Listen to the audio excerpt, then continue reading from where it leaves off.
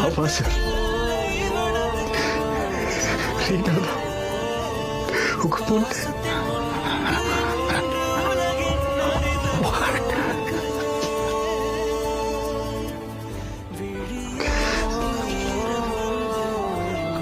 சின்ன வயசுல